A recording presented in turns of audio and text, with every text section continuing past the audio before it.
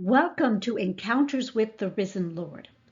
This is your invitation to linger in the presence of the risen Christ throughout the whole of this Easter season. We will fill these weeks with the various resurrection stories that are rich and wonderful, that we have heard but rarely gathered together into one place. Now, these materials were created and developed over several years. I have presented them on retreat, in person, and online. But this year, I've created an abbreviated version. It's smaller, lighter, but because of that, it's good to go, and we're hoping can travel more widely and reach more people. This is my personal response to the words Jesus spoke first to Mary Magdalene when he said, "Go and tell the others." I believe that commission was not just for her, but for me and for all of us. And so I invite you to partner with me in getting out the good news. Christ is risen. Indeed, he is. Feel free to share these emails with anyone you know. So let us begin. Thank you for joining us. And the first encounter we will cover is the women at the tomb in the Gospel of Matthew. Let's set the scene by finding out where things left off on Good Friday. Here are each of the closing lines of the four evangelists. Mark wrote, "Joseph then rolled a stone against the door of the tomb. Mary Magdalene and Mary, the mother of Joseph, saw where the body was laid." In Matthew, "He then rolled a great stone to the door of the tomb and went away. Mary Magdalene and the other Mary were there, sitting opposite the tomb." In Luke, "The women who had come with him from Galilee saw the tomb and saw how his body was laid. They then returned and prepared spices and ointments, and on the Sabbath day they rested according to the commandment." And John, "And so because it was the Jewish day of preparation and the tomb was nearby, they laid Jesus there." This is where the sun goes down on Good Friday. That closing line in Matthew, every time I hear it, it stuns me. Mary and the other Mary were there, sitting opposite the tomb. How long did they stay? Night was coming with all the dangers that darkness brings, and this was Sabbath's eve. They were bound by law to be home, to stay and not to move about till Sabbath's close, a day away. Still, there they sat upon a stone that grew ever colder as the sun withdrew. The chill they felt was not from the stone. It was in their very bones. They sat among the graves, as silent as the graves, and they stared, petrified with grief. They stared at that huge stone that had been rolled in place, sealing their Lord, their love, their hope, and their life inside, that immutable, immovable stone. The final scrape and thud of its moving into place echoed still. So final, so hard, so heavy. For how long did they stay and stare? We do not know. In the lines that follow, Pilate sends guards to watch the tomb, which would have clearly driven them to leave. And at some point, they made their way through the rocks, along the pathways to some place they could collapse. Did exhaustion allow them to sleep, if only fitfully? Or did sleep elude them? Did they dream? If so, what terrors did their dreams hold? Somehow, after 2 such nights and an interminable day of enforced immobility, the light of a coming day released night's hold, and they followed where their hearts led. I invite you now, my friends, to come and to enter into this scene as one of the characters. Come as you are. Come as the person who has known him, has loved him. Rise from your fitful night of little sleep.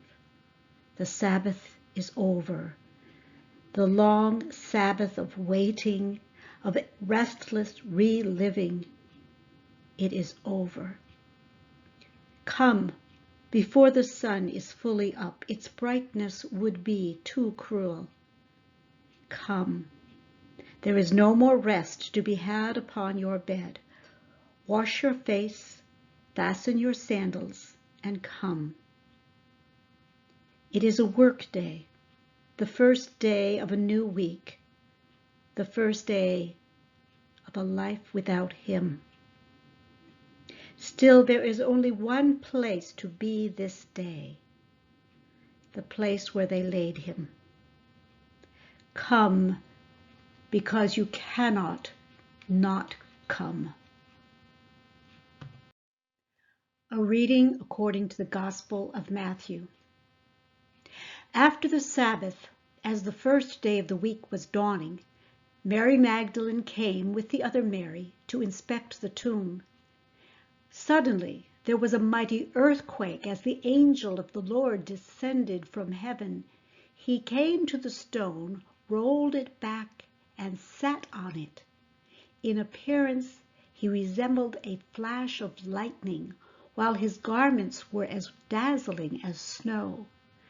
The guards grew paralyzed with fear of him and fell down like dead men. Then the angel spoke, addressing the women. Do not be frightened. I know you are looking for Jesus the crucified, but he is not here. He has been raised exactly as he promised. Come and see the place where he was laid. Then go quickly and tell his disciples he has been raised from the dead and now goes ahead of you to Galilee, where you will see him. That is the message I have for you.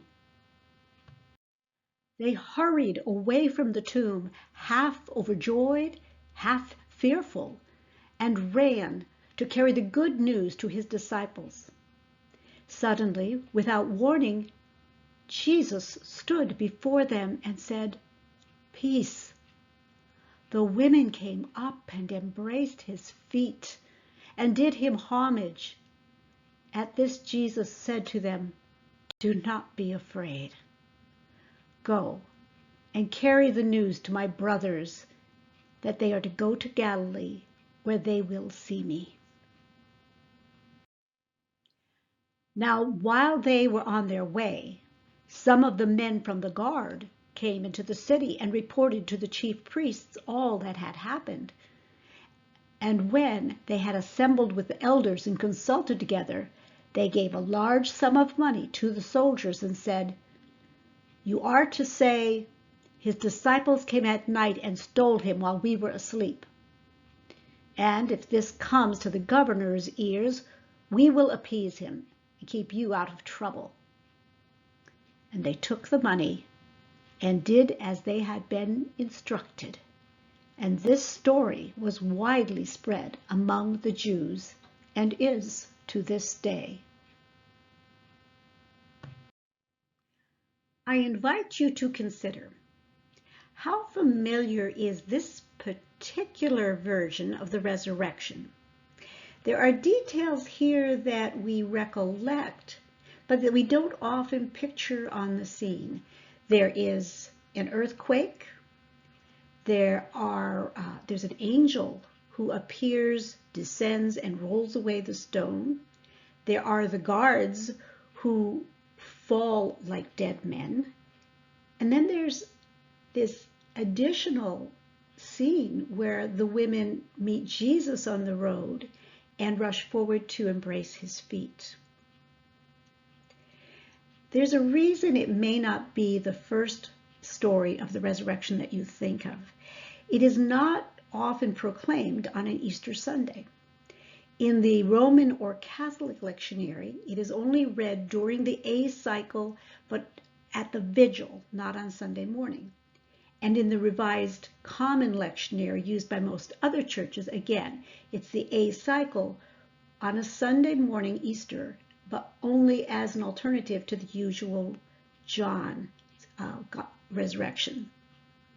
So let's take a look at all four Gospels and their telling of the story, and pay attention to the similarities and the differences. Actually, we are just looking at the three synoptic Gospels, Matthew, Mark, and Luke, because John is totally different. It wouldn't fit at all on the chart. So let's look at who. Matthew has Mary Magdalene and, quote, the other Mary. Mark has Mary Magdalene and says Mary, the mother of James, but adds Salome. Luke has Mary Magdalene, Mary, the mother of James, and Joanna. But later in the retelling refers to the other women were with them and telling these things to the apostles. So 3+. As to what happened, only Matthew has that incredible detail about the earthquake. Where did these women first encounter the news? In Matthew, they are outside of the tomb. In Mark and in Luke, they both enter the tomb. Who did they encounter? Well, in Matthew, as we know, we have the story of the angel coming down and the description all about that. Mark has a young man sitting to the right and wearing a white robe.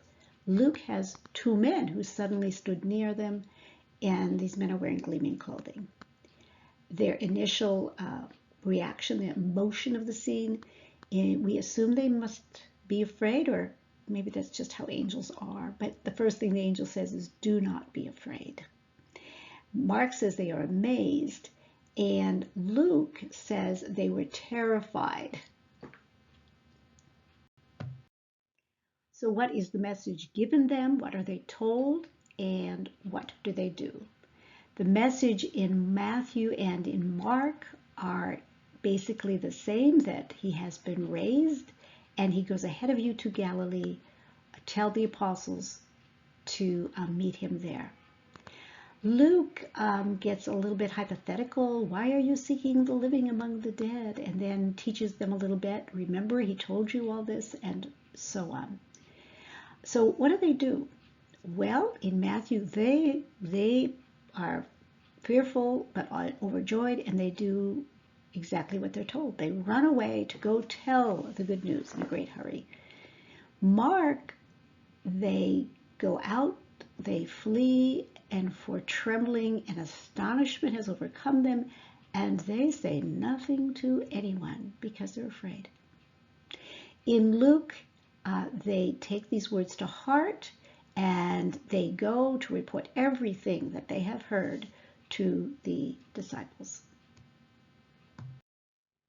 Okay, so the ending for each one, Matthew, as we have read, has this additional marvelous scene of the encounter of the women with the risen Jesus, who tells them the same news that the angel did, but allows them this intimacy.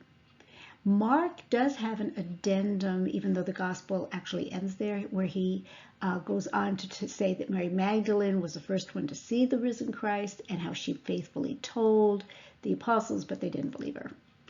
And Luke similarly has them faithfully tell, but they don't believe. They think it's nonsense. Peter actually does kind of check it out here, but it just goes away wondering what the heck happened. So in his case, it's doubt, maybe confusion. The actual, what else is in this gospel before the final ending? As we mentioned, Matthew has this, the guards given the story that they spread about.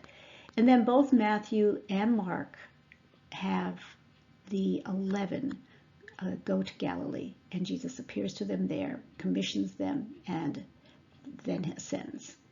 Luke's different. He has other appearances of the risen Lord at Emmaus in the upper room, and then the ascension in the upper room.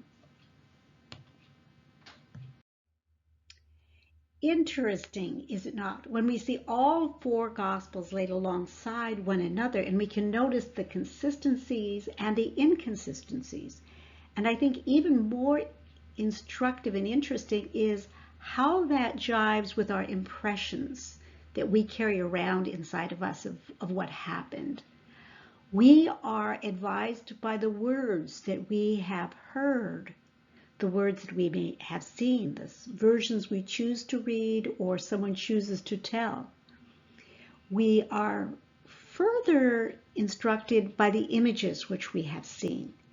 And I think it's especially rich and instructive to take a look at what artists have decided to depict down through the ages.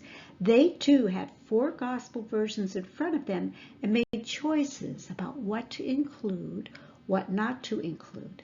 So let's take a look.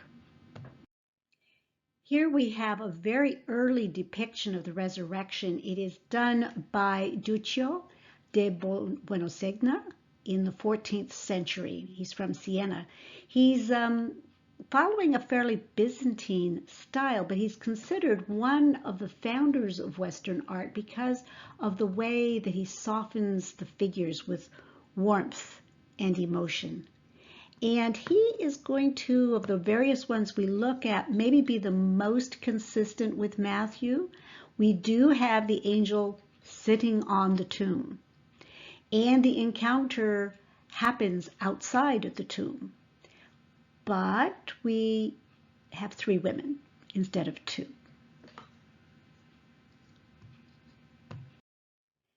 This is another painting that seems to focus on Matthew's rendering. We can see some of the details that Matthew has. They're outside the tomb. We have the angel sitting on the tomb, and the angel is just resplendent. We also have the guards who have fallen to the ground in a stupor. They do appear to be dead.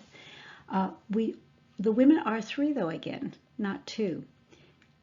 Interestingly enough, too, the Jerusalem in the background is said by art historians to probably very closely resemble what the skyline of Jerusalem in actuality was during the lifetime of Van Eyck in the 15th century.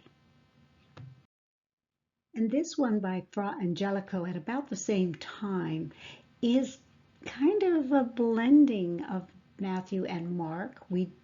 That could be an angel because of the wings, but there was also the young man sitting on the tomb. And they are in an enclosure, so there's an enclosure inside of which is a tomb. And there are many, many women here. And then this odd detail where Jesus is non-corporal. He is there but not seen. So, yeah.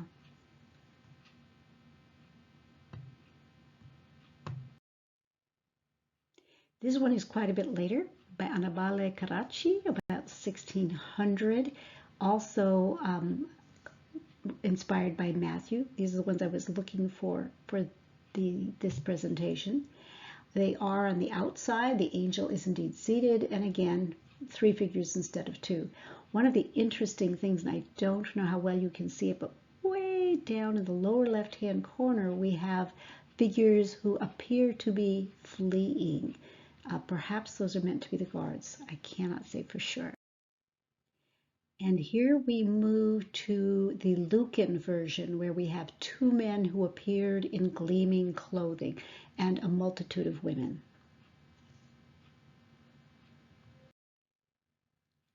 As we advance in time, it seems more and more a freedom of thought or artistic license is taken.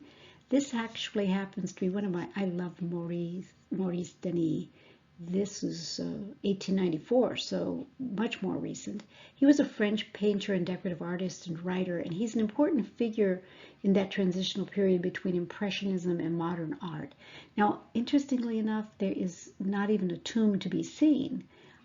It's maybe a little more reminiscent of John in the sense that It could be a garden, but there are several women. It's not just Mary Magdalene.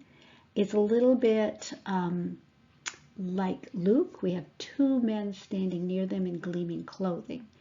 And I'm sure you have noticed that in the background is yet another figure that perhaps hints at being Jesus.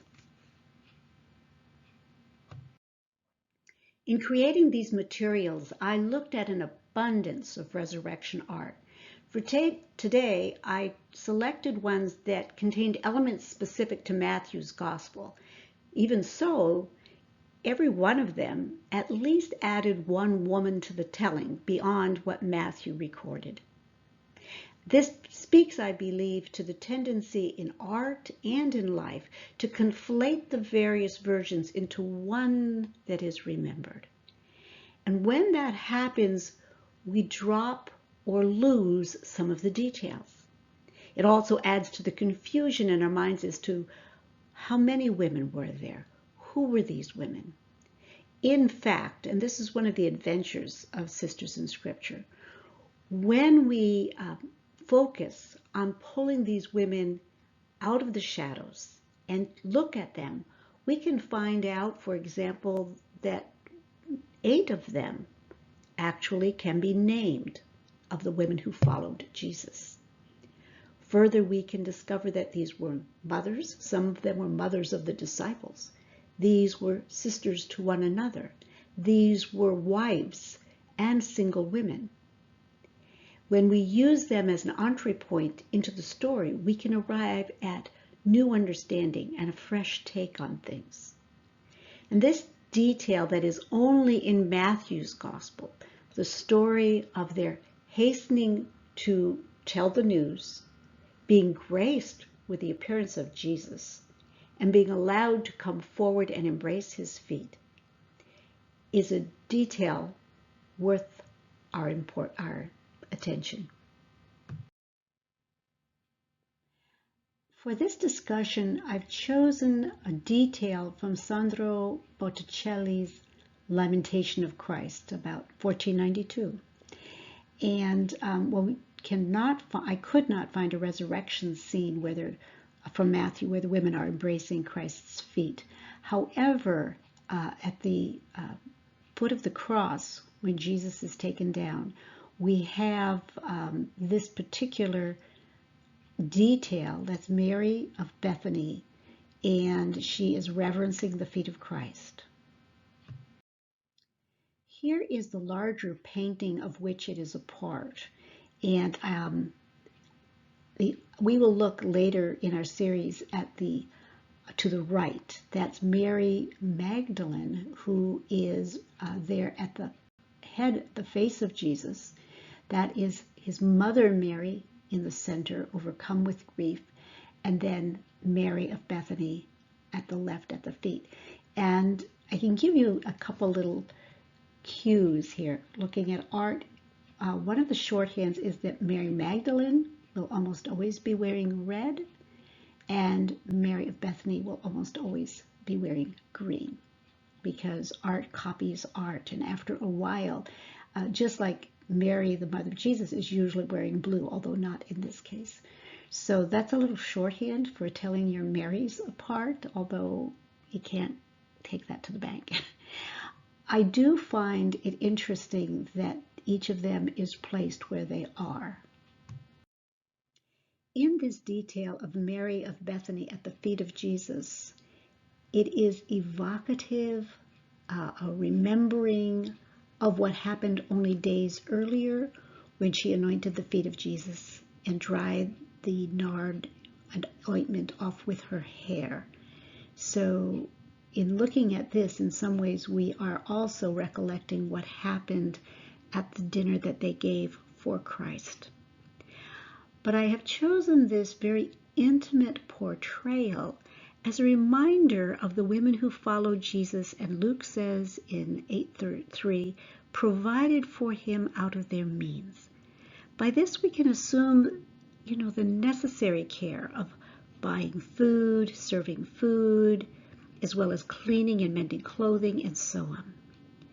And we have stories of how women washed and kissed his feet, dried them with their hair, reached out to touch him, anointed him with oil, about his being physically available to them. So this scene of the women embracing the feet of the risen Jesus symbolizes their physical closeness to them, to him, and he to them. The physicality of their relationship is undeniable. I think that this can both appeal to us and challenge us.